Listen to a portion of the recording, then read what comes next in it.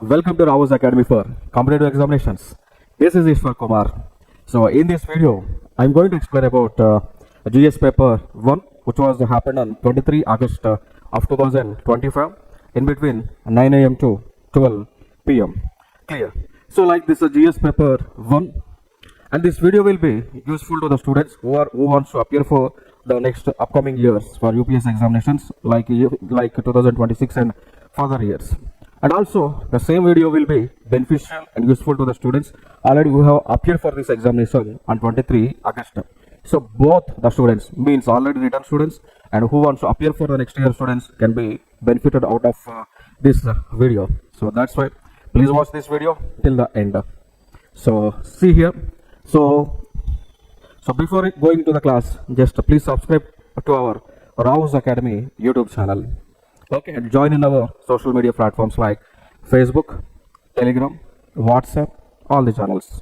So link is provided in the below description, and also if you have any queries, you can contact to the numbers 95220551, 95220552. You can contact to the Bhopal numbers 95220553 and 95220554 contact numbers. So let us go into the video. See here, like the first question is that discuss the salient features of the Harappan architecture. It is a question.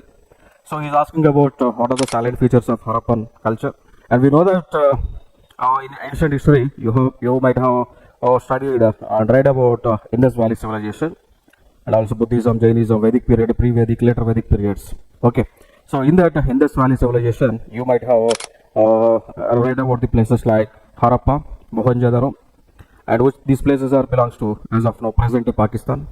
And in India we can find some Indus Valley civilization places like Ropar, like you can find the place like Ropar, which is in present in Punjab, and one more place Banawali,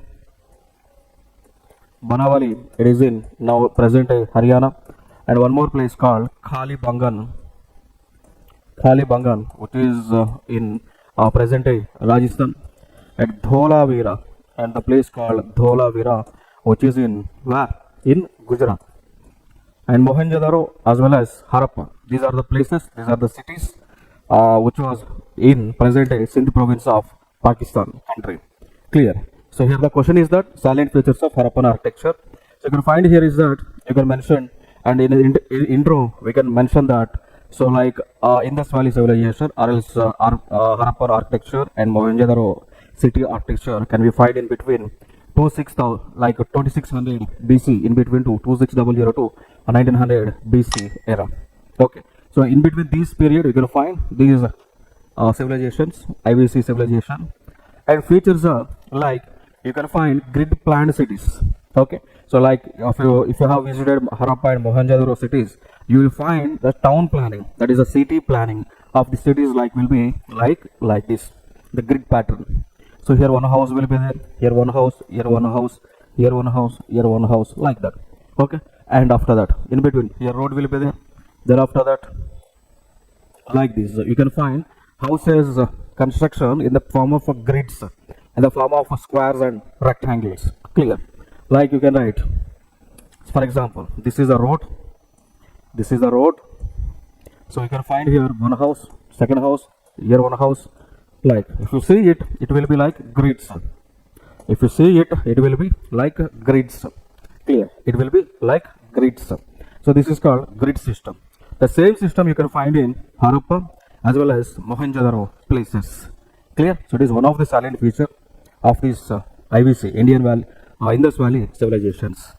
Okay, and you can find citadel. You can find the citadels lower town divisions. Like for example, this is a complete city, Harappan city. At this place, you can find the location of elite classes, and below here you can find the location of some workers, peasants, workers of families. Okay, so this is the city. At the highest top level, you can find the like rulers, kings, queens, elite class people, and below that you can find the people like peasants, workers, working class people. So these people, like this is A and B. A is the topmost people which has a high income, and B is the working class. So B class supports A people. Clear in terms of work. A class supports B people in terms of financial aspects. So that's the thing you can find in Harappa and Mohenjo-daro places. And you can find advanced drainage and sanitation system. You can find advanced drainage as well as sanitation systems you can find. And you can find in Mohenjo-daro, there is a place called Great Bath. There you can find the swimming pools with hot water and cold water. One side you can find hot water, the second side you can find cold water. Okay, even though you can find underground sanitation in these cities. So like now how we are able to find in smart cities, the similar things you can find in before before 2000 BC era. Clear? That's the thing. So drainage system is very good. You can find proper drainage system, advanced drainage system. One drainage system is for excreta, second drainage system is for waste sewerage waters. And one pipelines are meant for, like one parts are meant for cold water supply and one pipes are meant for hot water supply. Clear? So that's the system you can find. So these are some silent features. And coming to here, you can find granaries. Means granaries is nothing but the place with good food productivity. You can find productivity houses, grain houses, cereal houses. And you can find great bath. So it is like a swimming pool, a very bigger one, which has both hot water and cold water facilities. And you can find dockyards, like shipping dockyards. You can find in Lothal-like places. You can find ports as well. And you can find like houses that were constructed with backed bricks. Clear? So now we are able to construct the houses with the help of backed bricks. Okay, backed bricks. Okay, backed bricks means the bricks which was dried under the fire. Clear? With the help of fire, we can reduce the moisture content in the bricks. So those bricks are known as dried bricks, or we can call them as baked bricks.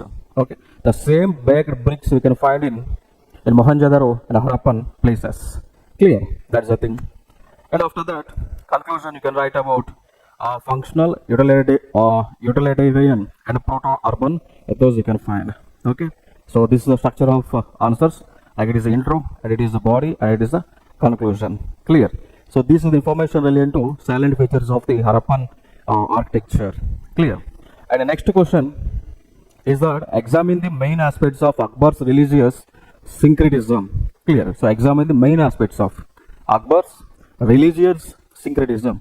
So you have to mention that how how Akbar was implemented religion policies, religion taxation system. You have to write here. Like in intro, we can mention about the policy of Sul-Haikul, nothing but peace for all.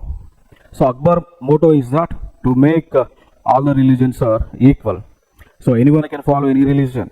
So even though Akbar belongs to Islamic, he supported for all the religions. Okay. So that's why he has removed, or else he had abolished jizya tax. So that's why we can say that Akbar has removed jizya tax. So what is meant for jizya? Why jizya tax was imposed? Because it is a religious tax. Jizya was a religious tax. Clear? Jizya was a religious tax. For example, if non-Muslim ruler, if non-Muslim were there in Mughal Empire, they have to pay the tax. That is called jizya tax. So here Akbar had abolished jizya tax. Means non-Muslim followers no need to pay the tax to the Mughal Empire. That's the thing. So jizya tax is nothing but it is a religious tax.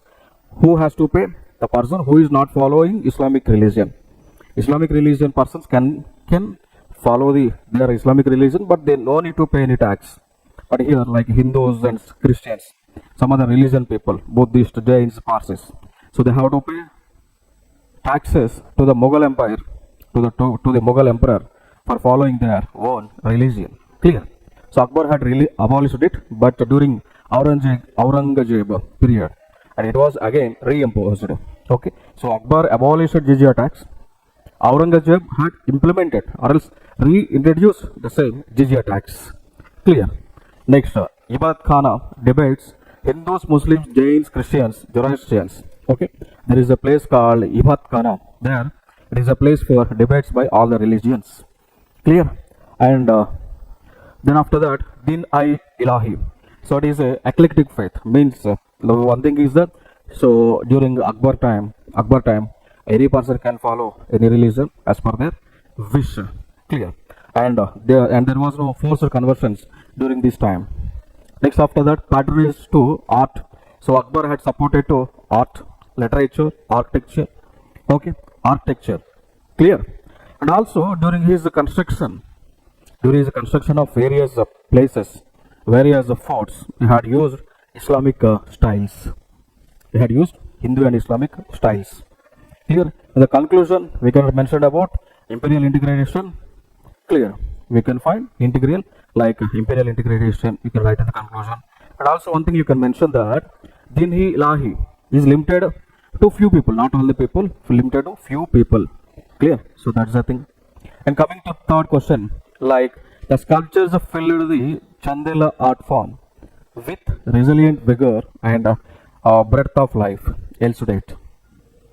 Okay, so like Chandela sculpture, it was a flourished in between 9th to 12th century in Madhya Pradesh. Okay, you can find this type of sculptures in Madhya Pradesh, like in the temples like Khajuraho temples. Okay, so Khajuraho temples, which was there in Madhya Pradesh, they were constructed with the help of this sculpture, Chandela sculpture. Okay, so you can mention here aspects like erotic and divine themes, and they in construction of Khajuraho temples, they have used spiritual symbols, different types of spiritual symbols. Okay, and also human figures were used.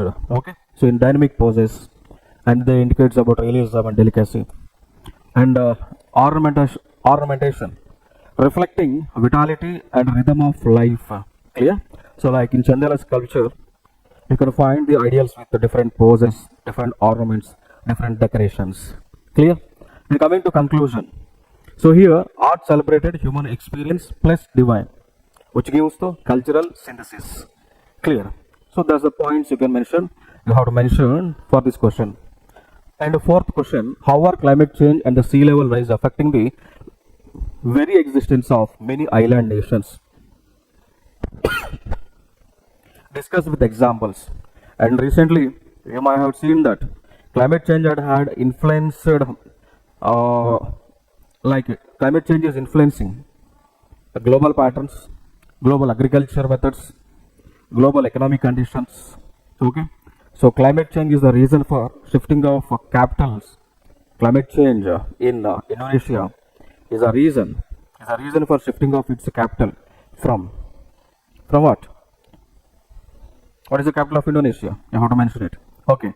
So shifting from climate, shifting its capital to Nusantara. It is a new place. Okay. So like Indonesia capital was Jakarta. So recently Indonesia had shifted its capital from Jakarta to Nusantara.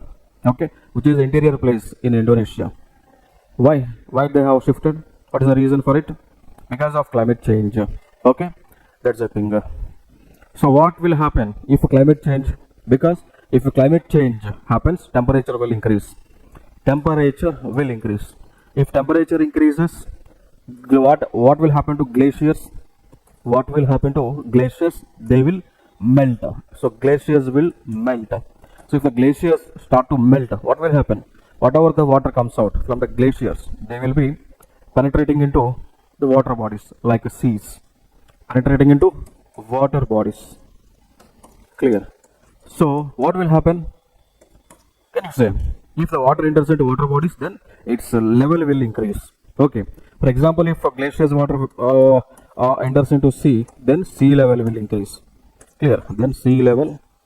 What will happen? Then sea level will increase. Then what we can say? Then sea level can increase. Clear. Sea level can increase. So these are the some consequences. Clear. So like some impacts we can mention here. Like we know that Maldives is an island nation, and Kiribati. So these are going to very soon. These are going to submerge under the water. So this is one of the risks. And what will happen? There is a country called Tuvalu. It is a small island nation.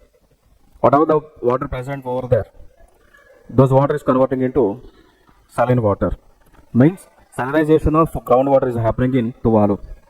Next, displacement and climate refuges. Displacement and climate refuges. Displacement and climate refuges. So what is happening? So due to the submergence of countries, states, places, what is happening? People are moving from one place to another place, and also some people are migrating from one country to another country. The people migrates from one country to another country, then what you can say? Refugees are increasing. What will happen? Refugees are increasing. Clear? That's the thing. And economic loss. For example, there is a place called Jakarta in Indonesia. So this place is going to submerge under the water, as per the IPCC reports. If it happens, then is it possible to go for tourism there? Is it possible to develop tourism industry? Is it possible to construct recreation centers, hotels along the beaches? Here answer is no. So it creates some economic loss in terms of tourism and in terms of as well as fisheries. Okay. So these are the points that you can mention for this question. And after that, fifth question: what are non-farm primary activities? How are these activities related to physiographic features in India? So discuss with suitable examples. Clear? So here, non-farm primary activities. So let me decode it. So first thing is that primary activities means which are dependent upon agriculture. In general, primary sector is related to agriculture and allied sectors. Primary sector is related to agriculture and its allied sectors. Some of the allied sectors are tanning, dairy farming, tanning, sericulture, honeybee culture, viticulture, floriculture. Clear? So like what are the cultures I said now? They are non-farm in the nature. Farming means we are using land to produce food. That is known as farming. So other than farming means we are not using any land. Like for example, dairy industry. Directly we are not using land. Of course, we are getting grass from the land. So those grass will be food to that animals, livestock animals. But directly we are not using land to get milk. Clear? So indirectly, the food is supporting dairy industry. Clear? What I said? Clear? So like I can say that non-farm primary activities are, I can give an example as dairy. I can give an example as dairy sector. So from dairy, what we are getting? We are getting milk and skin, all the things we are getting. Clear? We are getting milk and skin and all the things. So like we can say that they are non-farming, but we are getting employment from them. Okay, into we can write non-agriculture but nature dependent livelihoods.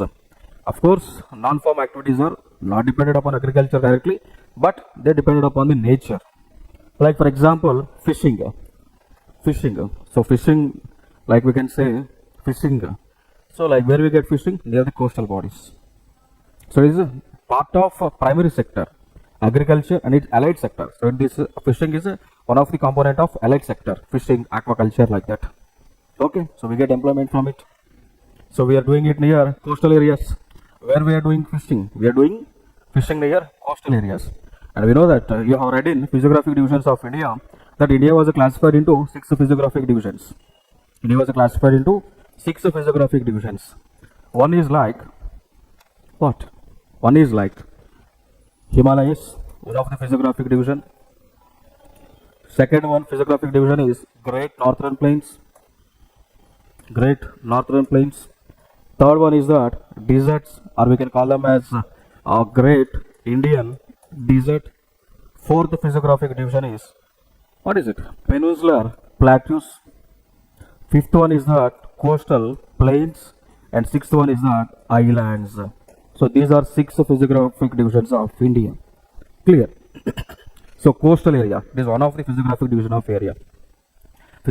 of India. So near coastal areas, what we are able to do? We are able to do the aquaculture, which is nothing but part of a non-farm sector, non-farm agriculture sector. Clear? Next, mining. So mining is also relevant to non-farm agriculture, non-farm primary sector activity. So where we are doing it? We are doing mining. We are doing near Chota Nagpur Plateau, and we know that Chota Nagpur Plateau is one of the Chota Nagpur Plateau. Like, so it is one of the part of Peninsular Plateau.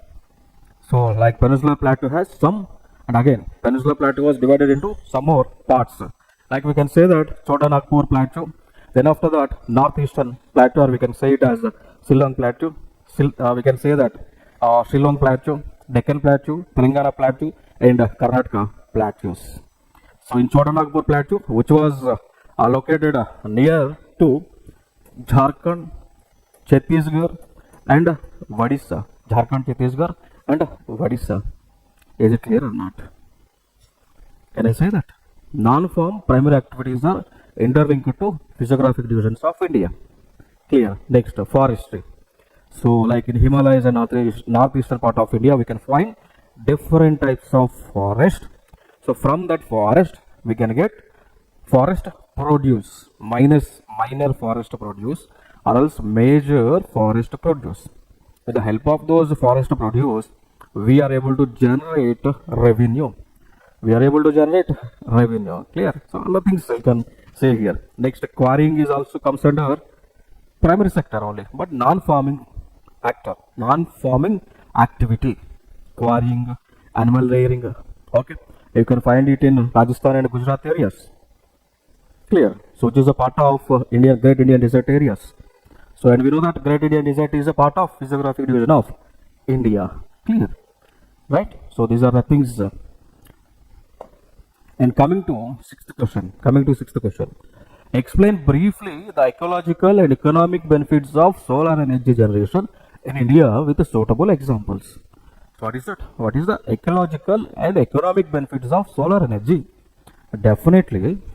So, with the help of solar energy, what we can do? We can produce electricity.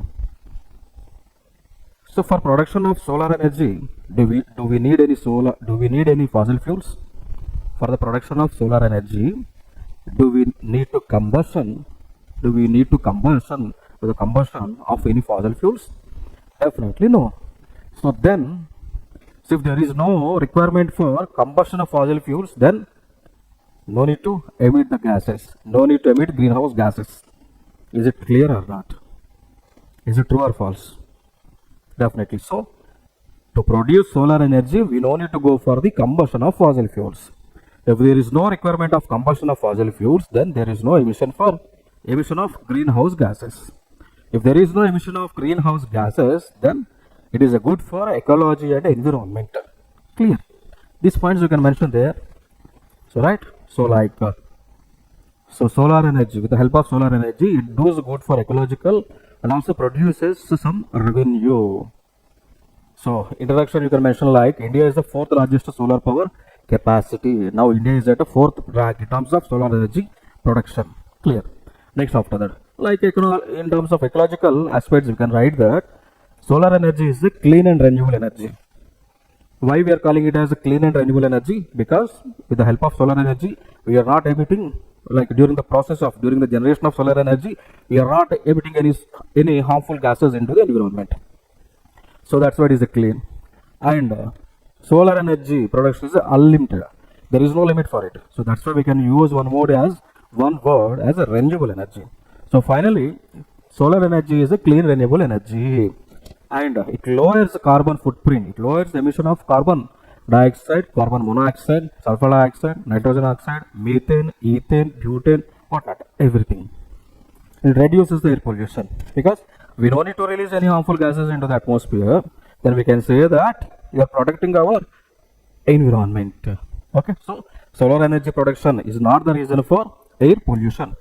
Solar energy production is not the reason for air pollution. Okay, so we are not doing any air pollution. So all the things are good for ecological aspects.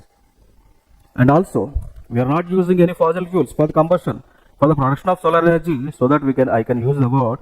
So solar energy conserves fossil fuels and mitigates climate change definitely.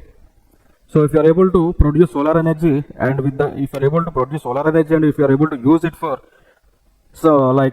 domestic purpose or industrial purpose, then we can say that we are protecting our environment because we are not releasing any harmful gases into the atmosphere. And also the generation of solar energy is a cost effective. It means no need to invest huge amounts. Like it is a one-time investment. Like solar energy production is a one-time investment. You don't need to go for keep on investing for the generation of energy. It is a free available. If you have solar panels, if you have batteries, then we can convert that solar energy into electrical energy with those solar system mechanism. So it is like one-time investment. So with that missions, with that solar energy mechanization, we can produce unlimited solar energy, which is available very freely. Clear? Next, in terms of economic aspects, we can say that for the production of solar energy, what we need? We need solar panels.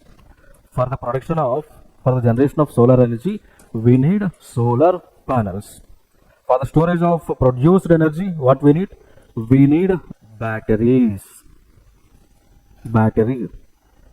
To transfer that stored energy towards appliances, what we need? We need cables. We need wires. We need cables and we need wires. Clear? We need cables and we need wires. How we are able to make them? How we can make them? Is it directly available from the soil? No. We have to do it where we have to make it in industries. Clear? So with the help of industries, with the help of machines only, we can produce these solar panels and batteries and cables and wires. Means who is going to produce? Human beings. Clear? So human beings will produce these parts, spare parts. Means human beings will produce that spare parts. Means human beings are needed to make all these spare parts to produce the solar energy. Means here directly what we are doing, we are creating employment. We are creating jobs and employment. So creation of employment is nothing but it is an economic activity. I can say that solar energy production linked to economic activity. And also finally it reduces the power cost, because for generation of coal, for the generation of thermal energy, we need continuous coal. We need to supply coal continuously. If we stop the supply of coal, we won't get thermal energy. So it is a very costly energy. But coming to solar energy, do we need any investment for the solar energy? Do we need to pay any amount? Do we need to pay any tax to sun to produce solar energy? Definitely no. So sun is giving very free, at free of cost. Sun is not charging single penny to provide solar energy to us. Just we need a machinery. Clear? So that's why we can say that solar energy is very cheap. We can get it at a cheap cost, freely, but we need only devices. That's the thing. And with the help of solar energy, we can produce electricity to remote areas, hilly areas, rural areas. Clear? So that's the thing. So these are some of the benefits. And examples, Bhadla Solar Park, which was located in Rajasthan. So with the help of Bhadla Solar Park, Rajasthan people is getting electricity, lights. Clear? So these are the points that you can write here. And the conclusion you can write about solar energy is a key pillar of India's green and sustainable development. And also we have target that by 2030 we have Panchamrita, 5 targets. That one of the target is that by 2030 we have to reach 500 gigawatts of energy generation. 500 gigawatts of energy generation for this renewable sector. Okay, so this information relevant to the 6th question. Next, 7th question is that what are tsunamis? How and where are they formed? What are their consequences? Explain with examples. In general, tsunami. So let me decode about tsunamis. Tsunami is a word taken from Japan. So it is a Japanese word. Tsunami is a Japanese word. So tsunami we can decode it as, we can write as su, means harbor. Nami means wave. Nami means wave. Clear? Nami means wave. So finally tsunami means harbor wave. Tsunami means harbor wave. Clear? So it is a word taken from Japan, Japanese language. Why we have taken this word from Japan? Because Japan is frequently getting tsunamis, earthquakes, volcanic eruptions, not everything. Because the one thing is that why Japan is getting all these things? because of the reason geographical location. And we know that Japan is located near to circum-Pacific belt, and circum-Pacific belt is the world's highest volcanic earthquake region. Clear? That's the thing. So the circum-Pacific belt is the region which surrounds the Pacific Ocean. So this is the Pacific Ocean, and the area which surrounds the Pacific Ocean is known as circum-Pacific belt. Circum-Pacific belt. Circum-Pacific belt. So this is the place. So you can find Japan here. So which is a part of circum-Pacific belt.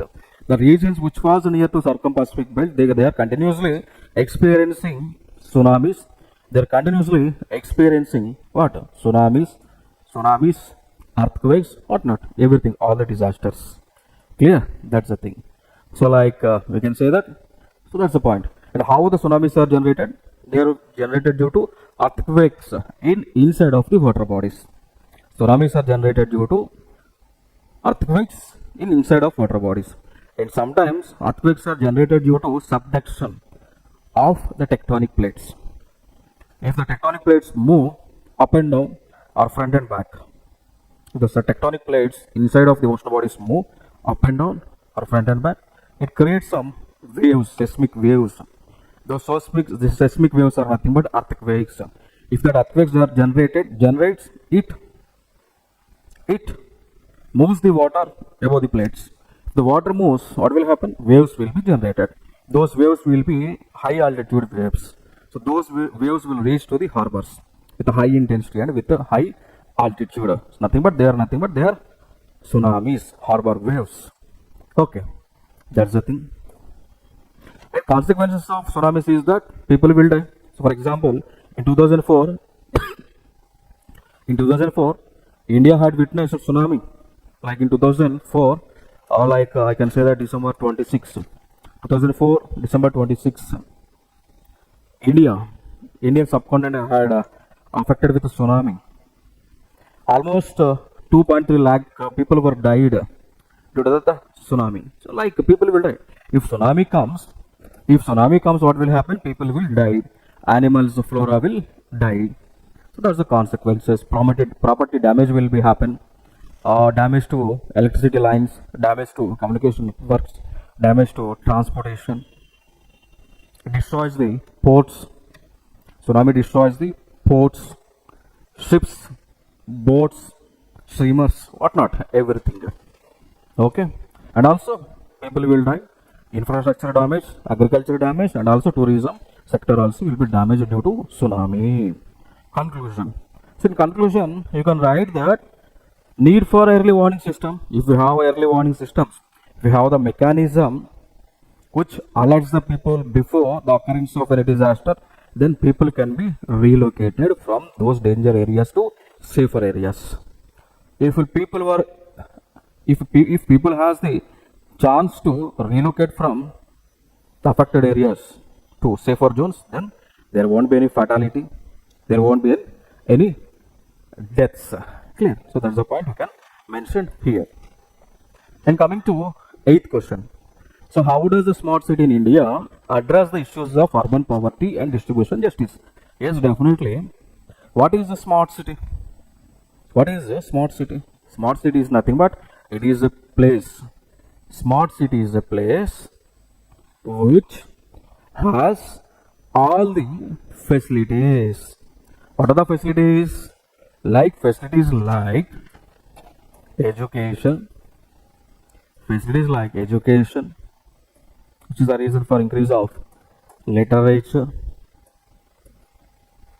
schools, health facilities like hospitals, proper transportation, proper solid waste management mechanism. Clear? Proper solid waste management mechanism, proper skill development centers. Okay, so if any place has all these facilities, we can call that city as a smart city. And also internet facility, Wi-Fi facility also.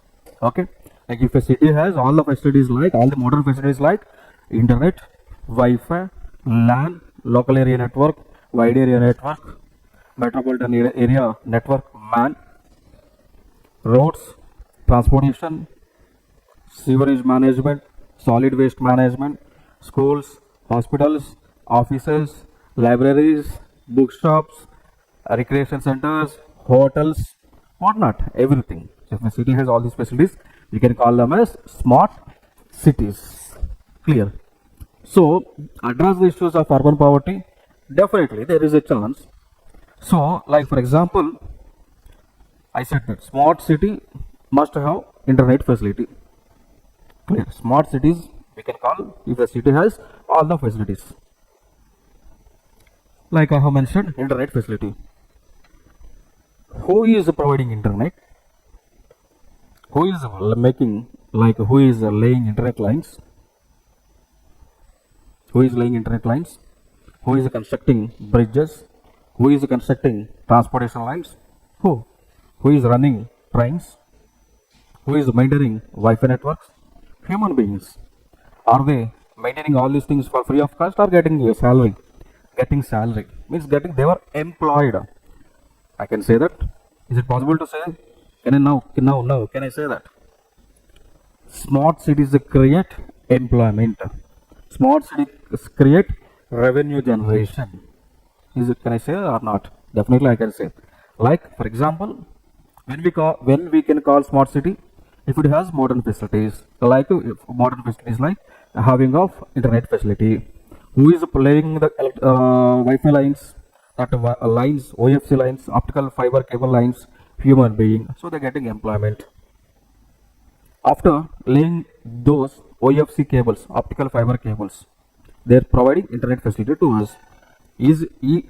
Are we enjoying it free or paying amount? Paying amount. So paying some amount to them. So here revenue generation is happening.